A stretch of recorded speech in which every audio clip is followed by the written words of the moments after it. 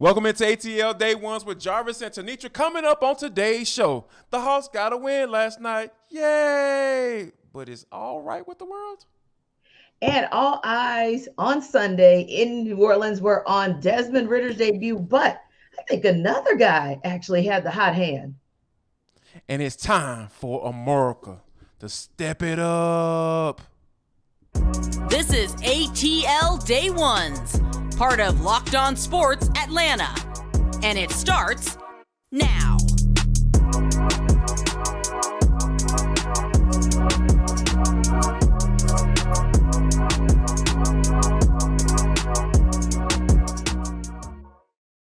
I just want to say thank you for making ATL Day Ones your first listen of the day. And remember, we're free and available wherever you download your podcast, Make sure you leave us a 5-star review. Really appreciate that from you in advance. Today's episode is brought to you by Bet Online. That's ATL Day Ones. Yes, all you gotta do is just go ahead and make sure you check us out on all your available platforms. And what we need you to do also is leave us a 5-star review. Go ahead and like and subscribe to our YouTube channel. Really appreciate that from you in advance. We're up over 5,100 subscribers. You guys have been rocking out with us. Really appreciate that. Now, T. Yes. The Hawks got the dub last night, 126-125. And when I start to look at this last little sequence, that kind of disturbed me a little bit. 8 seconds to go. Markelle Fultz is trying to work this bad boy to get the last shot off, and he literally has a clear lane to the basket to lay it in for what would have been the game winner. But we know that Dejounte Murray takes the rock back down. Paolo Banchero, ends up fouling him, goes to the free throw line, and gets the 2 free throws to win the game.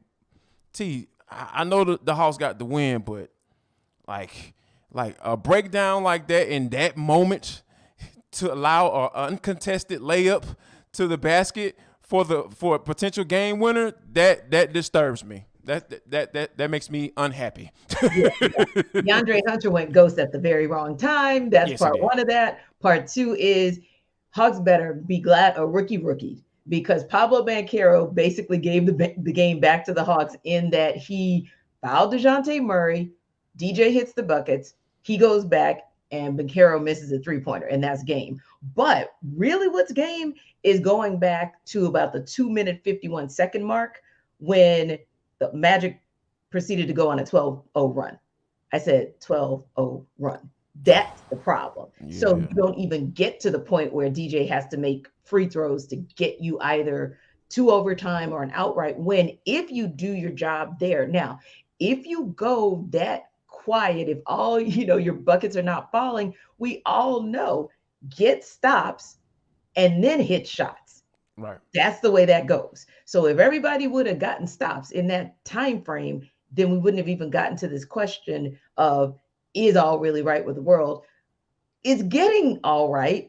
John Collins came back and he was nice and serviceable in 20 minutes, 12 points, I think about 7 boards. DJ obviously went almost the whole 40, 38 minutes was pretty darn impressive. I didn't even expect that. I thought he was going to be on I think he had a minutes restriction, T. I was like a 2-minute restriction. Oh, okay. Right. But I did it. It worked. This is the second game where we've seen Nate McMillan go to a 3-guard, 2-forward lineup. So it worked. No complaints in that regard. However, these mental lapses at the end of the game, as I was saying to myself, in the words of, I believe, Sweetie, instead of tapping out, I need you to tap in and stay tapped in the last few minutes of the game, the last few seconds of the game, so that we're not even having this conversation. But a win is a win is a win. No doubt. Yeah. At the end of the day, a win is a win. And like you said, I do agree that, it was good to see John Collins back on the court at the 5. That's always interesting to me to get him going in that particular space. And then Dejounte, doing Dejounte type things. Didn't shoot the ball that well, specifically from deep. But, hey, as he gets himself going, I think that's going to be something that we can definitely keep an eye on. But now, and also, Jarvis, I just want yes. to shout out because we have actually given some energy to it. I believe we talked about it just a bit yesterday based on what Trae Young was able to do against the Hornets Friday. And Trae had a really good game. Like, it's not just the 37 points and 13 assists as in he just overshot. No, he was perfect at the free throw line. He was 3 of 7 from 3. He was about 11 of 22, so 50% from the field. But I want to go back to the 3 of 7 from 3. If nothing else excites you about that game last night or about what Trae did, focus on that stat line because, Jarvis, that is the second game in a row where he's starting to climb back into that high 30, low 40% range from deep. That's encouraging. That's definitely the most encouraging part, I think, overall, right? Like, we definitely don't like mental breakdowns or mental lapses at the end of games defensively when you've been a average to above average team defensively, and that's really all we've asked for. It's just the part that we're used to and what you guys have been really good at is shooting the ball. That hasn't been there. And like you said, when Trae starts to bring that bad boy around, he's starting to get up into that high 30s, low 40 clip from deep. We can start having the conversation that we started to have at the beginning of the season, right? When they were taking care of business like they were supposed to against the teams they were supposed to beat. But I think that's some of the things we're definitely gonna have to keep an eye on. Another thing, a situation that we kept an eye on is Desmond Swanson, right? We know he signed with the Chicago Cubs, 7 years, $177 million. And so now is what does life after Dansby Swanson look like for the Atlanta Braves? Alex Anthopoulos' answer was, hey, we're going to sign Jason Luplow for 1 year, $1.4 million, T. Please don't tell me that this was the Dansby Swanson. I know Jason Luplow plays in the outfield. He's an outfielder, so he's played at all the positions, so he has experience at all. So we more than likely will assume that he's going to play left field. However, but like, is this what we have a peek into? Well, is this what we have a look forward to, T, now that Dansby Swanson is no longer here in Atlanta Brave? Yeah, I kind of think so because, again, we've kind of searched all over, couldn't find nobody, but there's really nobody else left as far as the high-end shortstop, right? So you're either going to go out there and get yourself serviceable players to kind of wrap up this season. By the way, can I say this? Your music references have been 1,000. Oh, you batting 1,000 today. I know, right? I got those songs in my head right now. You're killing it right now, team. Go ahead. Sorry. Crazy. Yeah, that kind of day, that kind of week. Yes. But yeah, it's just kind of like, I still feel like at some point, and Jarvis, you know what just came to me? It may be closer to the trade deadline. Like it may take Alex Anthopoulos a minute to kind of work something out. So I never, ever give up on him having something that he's cooking in the lab. But for now, maybe you're just looking for guys like Jordan Luplow, who you really want to see kind of compete with Eddie Rosario for right field. The guy played across all the outfield positions last year and did it in a serviceable way. I think it was 25 starts in 41 games, which is pretty good. And the Braves are great at hitting lefties. So to get a guy who hit 11 home runs may not be a lot, but 8 of them against lefties. Now that's a good look. So that's again, nice serviceable, kind of sort of gives you some more work, things to work with, especially like I said, with Rosario. I mean, even playing right field, every now and again, you'll get Ronald Acuna Jr. some rest. We'll go with serviceable, but we know he's not done because at shortstop, maybe he's got to see what Vaughn Grissom is able to do. And maybe see if Orlando Arcia, if that can be kind of a platoon for the season. And maybe that's when he says at the trade deadline, yay or nay on that shortstop. I'm with you on that. Because we all know that Alex AA always has something cooking in the kitchen. He's cooking up something. And a lot of times it's something that we didn't necessarily see, or he drops little nuggets from time to time to let you know what exactly is going on. And we'll definitely keep an eye on that. But T, if you want to keep an eye on, try to get some money, not only T, but how about you? I want you to go to betonline.net because it is the fastest and easiest way to check in on all your betting needs. Find all your favorite sports and events at the #1 online source for odds, lines, and games. I've been looking at the odds, lines, and games about the Atlanta Falcons. We're about to get ready to jump right into that. But the thing that I found the Ravens are favored by 7.5 points. Yeah. Ooh. Goodness gracious. With no Lamar Jackson, you're trying to figure out if that's a sweet bet for you? Go to Bet Online because they are the top online source for all your sports wager information for live in-game betting, scores, and podcasts. They got you covered. You guys come to us each and every day for all your ATL sports needs, right? Through podcast form, wherever you download that bad boy. Bet Online has podcasts just for you. So head to Bet Online today or use your mobile device to learn more about the action happening today because Bet Online is where the game starts. Yeah. And, Jarvis, a lot of people thought that the game started on Sunday with Desmond Ridder. What was he going to do now that he was QB1, right? Mm-hmm. But, and he did a serviceable job, meaning he did not make any egregious errors in his start, right? And so you saw progression and you saw promise. But I think a lot of people overlooked the guy who really had the hot hand on Sunday, and that's Tyler Allgeier. You're talking about a guy who had, 17 carries for 139 yards and a touchdown? Yes. I mean, talk about a steal in the 5th round for the Falcons. I feel like really that was the guy that kept the Falcons in contention to possibly win that game against the Saints Sunday. Absolutely, because you think about running backs that the Falcons have drafted. I know a lot of people turn to Michael Turner, but he was a free agent signing. Mm-hmm. I know, or Warwick Dunn, who was really, really good for the Atlanta Falcons. But I had to literally go back to 1979. William Andrews, he rushed for over 1,023 yards in his rookie year. And right now, Tyler Allgeier is about 280 yards. Mm-hmm. So all he has to do for these next 3 games is average 94 yards, and he will surpass William Andrews. That record has been around for a very long time. So, that, of course, that would be a very big deal. Like you said, getting him in the 5th round out of BYU. I think a lot of people, however you feel about Desmond Ridder, I think people need to really, really pay attention to what's going on with this cat because this dude has been running that rock, and he's been running with reckless abandonment because teams are literally – not wanting to tackle this dude, and when you get into the second half of games, and it showed in watching the tape this morning, and just how this guy is just really coming into his own. Because I remember, I would take you back to preseason when he was out there, and I was talking about, hey, this guy's pass blocking is pretty it's exceptional, you know, for a rookie. You know, that's what rookie running backs tend to struggle with when they're coming into the league. So for him to kind of show that then, and now we're starting to see, this dude can run that rock for real. So I think that people need to start to pay attention to that and start looking at these, start number watching. I know it may be a little bit too early for that, but this is something that can be really big for the Falcons because, like I said, they don't draft guys. They haven't had a lot of success drafting running backs to be that guy. And Tyler Allgeier started to look like that guy.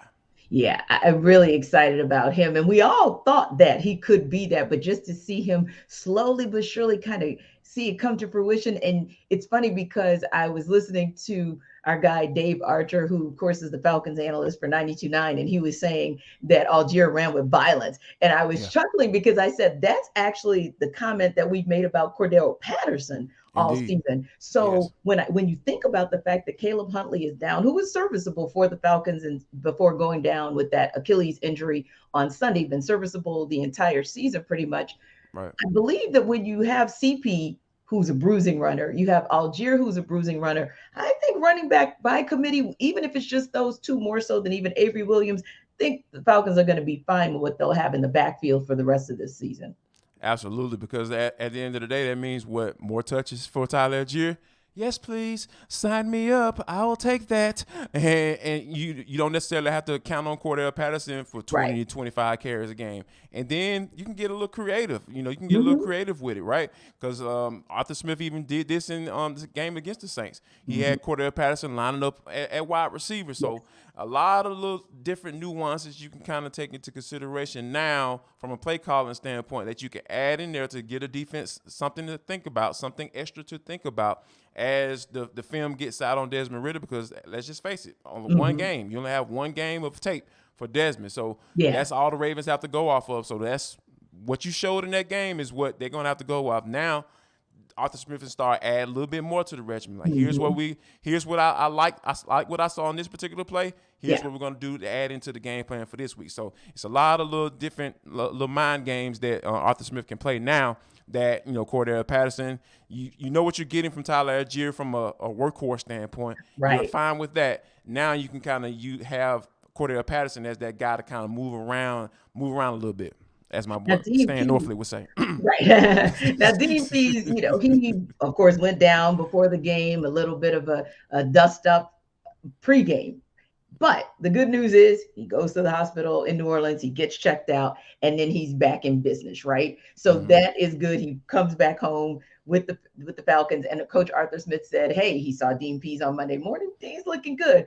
But you kind of wonder when you have that kind of thing. And personally, I think the defense was fine without him. I think the game plan was the game plan, but you could postulate that maybe that's why they got off to a slow start. Maybe they were a little concerned and kind of distracted by Dean. And I don't think so, T. Like you said, because the game plan is the game plan. That doesn't change, but based off of who the play caller is, and a lot of times Frank Bush, who stepped in as a play caller, he may have tried to call the game according to how he think Dean Pease would have done it. Now, as the game went along, he probably kind of got into a nice little groove. He made some substitutions. Like, we didn't see that much of Michael Walker this game.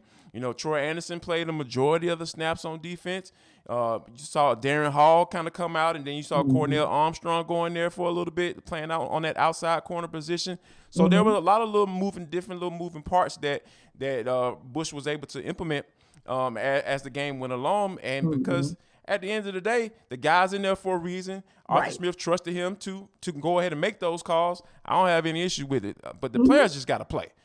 That's like some things are just unacceptable. That touchdown pass to Juwan Johnson, unacceptable. Yeah, absolutely unacceptable. You got three guys in the same area looking around like, okay, what happened? Yeah, like one of y'all should have guarded him. That's what happened.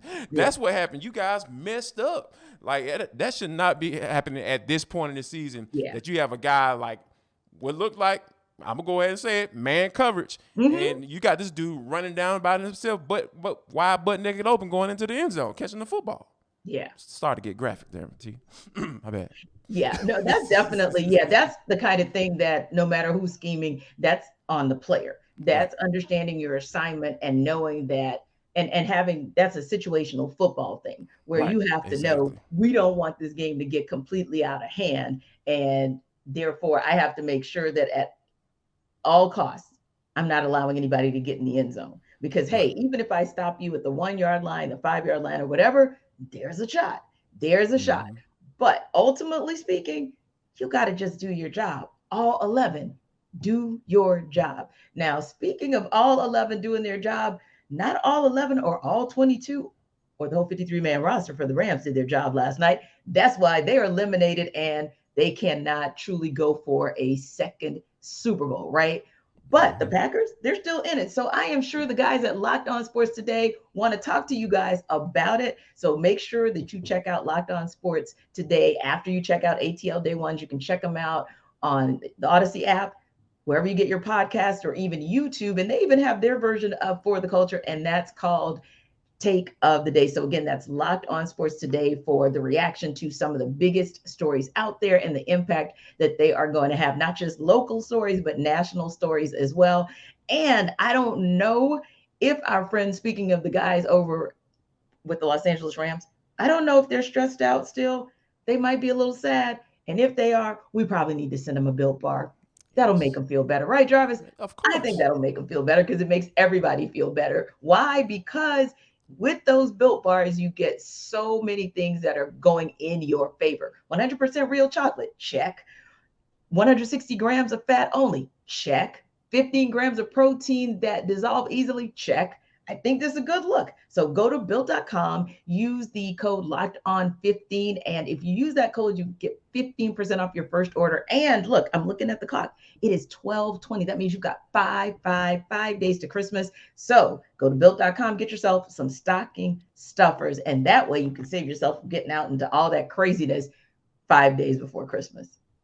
Locked On Sports Atlanta family, listen in. atlday1s@gmail.com. atlday1s@gmail.com. atlday1s@gmail.com. Go to that if you want to get in contact with the program. That's all you got to do. Drop us a note.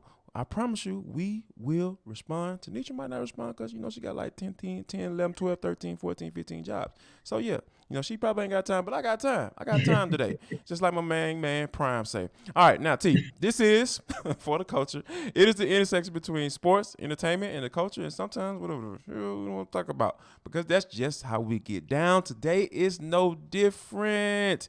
How about this? We all know that Argentina got a chance to get that World Cup. That was funny how I put that. They got a chance to. Yeah, they won the World Cup, and Lionel Messi, obviously, probably one of the better soccer players in soccer and World Cup history of the game. I'm sure there's some conversation to be had about that. But the cool thing, though, T, about them winning World Cup is the fact that they declared Argentina declared a national holiday for the World Cup celebration. Now, how I mentioned how America might need to step up and do their thing, and we've been saying this for years. I've been saying it. I've been screaming from the top of my lungs.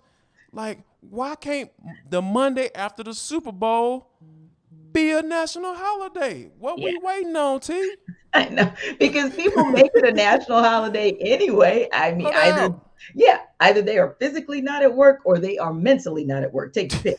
Checked out. Yeah, exactly. So I don't see why it can't be. I think it would be the coolest thing. I can remember back when the Saints won their Super Bowl, and pretty much the whole state of Louisiana made that, I think it was that Tuesday, pretty much made that a holiday. Like, everybody got excused absences from school, from work. And that's why you had 250,000 people at that celebratory parade.